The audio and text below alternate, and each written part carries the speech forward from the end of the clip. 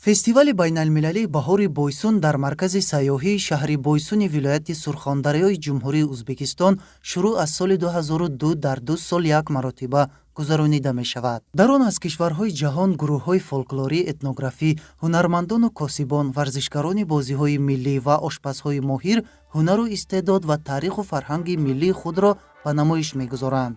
дар доираи ҷашнвора конференсияҳои илмӣ амалӣ, барномаҳои фарҳангӣ, намоиши ҳунарҳои мардумӣ ва хӯрокҳои миллӣ, марафони велосипедронӣ ва сайри маконҳои сайёҳӣ доир гардида, дар номинатсияҳои гуногун озмунҳо гузаронида мешаванд. Имсол Тоҷикистонро дар ин фестивал ансамбли фолклорӣ этнографии Қаратоғи шӯъбаи фарҳанги шаҳри Турсунзода бо саҳнаҳои Уштур ба чаман ва оши палов муаррифӣ намуда, дар озмуни саҳнаҳои фолклорӣ этнографӣ дар номинатсияи беҳтарин саҳнаи оинҳои миллӣ ва фарҳанги асил мақоми сеюмро сазовор гардида, бо диплому ҷоизаҳои фестивали баҳори Бойсун қадрдонӣ карда шуд. дар он ҷо мо баромади худро кардем бо сурутҳои Уштур ба чаман, оши палав, аспакча савор.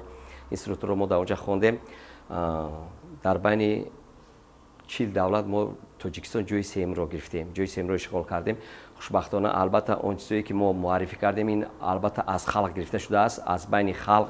ин сурутҳои халқӣ буд. баробари сурутҳои халқихона анъанаҳои миллии худро низ нишон додем. вақте ки парчамҳои давлат ба саҳна баромаданд, албатта мо хурсанд шудем ки парчами Тоҷикистон боло рафт. миннатдории худро ба пешвои миллат низ мерасонам ки соли 2019-2021 мо ба соли рушди ҳунарҳои мардумӣ эълон карданд.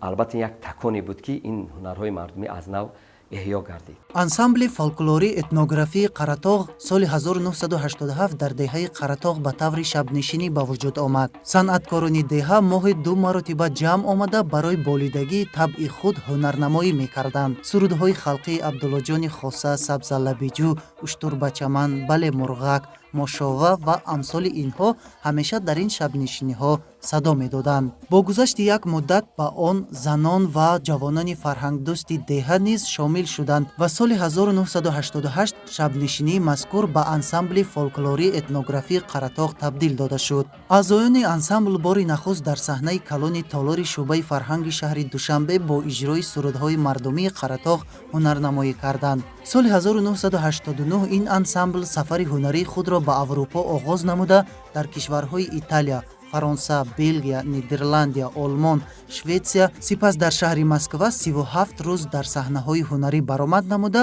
анъанаҳои қадимаи Қаратоғ аз ҷумла ҷашни арӯсию домодӣ, чодарбандӣ, шаҳмуборакбод, гаҳворабандии тифл ва дигар маросиму урфу одатҳои миллиро намоиш додаанд.